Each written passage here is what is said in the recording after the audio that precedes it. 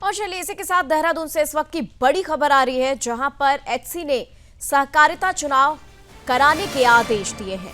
बड़ी खबर आप तक पहुंचा रहे हैं, जहां पर सहकारिता चुनाव कराने के आदेश हाईकोर्ट ने दिए हैं। सहकारिता चुनाव से जुड़ा मामला कोर्ट में तय हुआ है। मामले को लेकर बीजेपी विधायक विनोद चमोली ने कहा कि चुनावों में इस तरह की स्थिति देखने को मिलती है, सभी को समझा बुझा लिया जाएगा।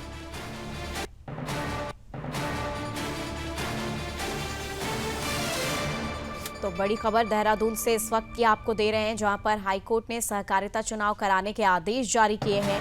ऐसे में सहकारिता चुनाव से जुड़ा मामला कोर्ट में तय हुआ है। मामले को लेकर अब बीजेपी विधायक विनोद चमोली बोल रहे हैं कि चुनाव में इस तरह की स्थिति देखने को मिलती है और इस पूरे मामले पर सभी को समझा बुझा लिया जाएगा। तो आश्वासन देते यहां पर बीजेपी विधायक विनोद चमोली नजर आ रहे हैं।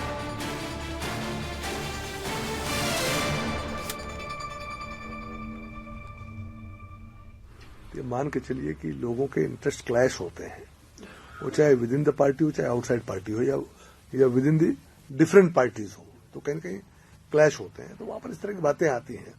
अब न्यायालय ने आदेश दिए हैं, न्यायालय के आदेशों पर नए सिरे सब चुनाव होंगे। तो जब स्थितियां चुनाव की आ जाएंगी, उसके बाद सबको समझा बुझाकर एक ट्रैक पे ले आया जाएगा। और जब तक लोगों के नाम तय नहीं होते तब तक कसमकस हमेशा ही चलती है। ये कोई भी चुनाव हो, सभी में चलते, चाहे वो लोकल बॉडीज को, एमएलए के हो, एमपीज के हों, तो कंटेस्टेंट्स रहते हैं विद इन द पार्टी और आउटसाइड द पार्टी। तो सब आपस में खिंचाव तो रहता ही है, लेकिन बाद में पार्टी जब निर्णय लेती है, पार्टी सब चीजों को समेट के फिर एक दिशा में चलती है। तो मैं समझता हूँ तब तक ठीक हो जाएगा। जब भी हम चुनाव की बात करते हैं। एक और बड़ी खबर देहरादून से आप तक पहुंचा रहे हैं, जहां पर बढ़ते साइबर अपराधों पर अब पुलिस अलर्ट नजर आ रही है।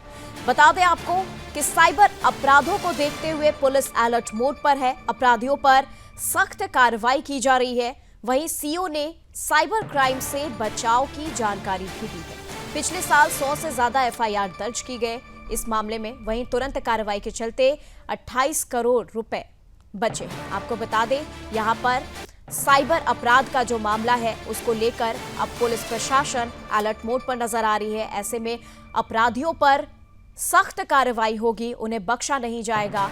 इसी को लेकर सीओ ने जानकारी दी है। साइबर क्राइम से बचाव की जानकारी उन्होंने साझा की और उन्होंने बताया कि पिछले साल 100 से ज्यादा एफआईआर इस साइबर अपराध मामले पर दर्ज की गई थी और तुरंत कार्रवाई के चलते 28 करोड़ रुपए की बचत हुई है। 28 करोड़ रुपए को बचाया गया है।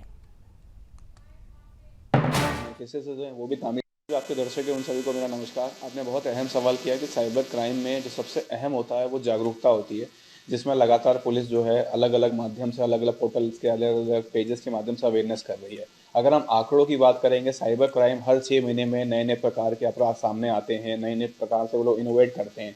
तो पिछले साल जो हमारा साइबर थाना है, साइबर थाना देहरादून हो गया और साइबर थाना हमारा रुद्रपुर हो गया, 2 थाने जो हैं साइबर के, उसमें हमारे यहाँ लगभग 100 से लेकर 120 एफआईआर दर्ज हुई, क्योंकि हमारे यहाँ पे 20 लाख के ऊपर के जितने प्रकरण होते हैं उनकी एफआईआर हमारे यहाँ रजिस्टर होती है।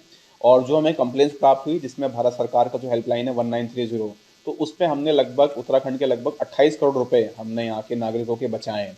तो उसमें साथ में हमने अरेस्टिंग और कई लोगों को लीगल जो नोटिसेस जो हैं वो भी तामील कराई। तो उसमें लगभग 110 से 120 लोग हैं जो अपराधी थे, जिनके खिलाफ हमने वैधानिक कार्रवाई अमल में लाए। तो गिरफ्तारी और नोटिस जो है लगभग 110 से 120 हैं। मनी सेव जो है लगभग 28 करोड़ रुपए हैं और एफआईआर जो रजिस्ट्रेशन है वो हमारे यहाँ लगभग 120 के आसपास जो हमारे मुकदमे हैं जो हैं हमारे दोनों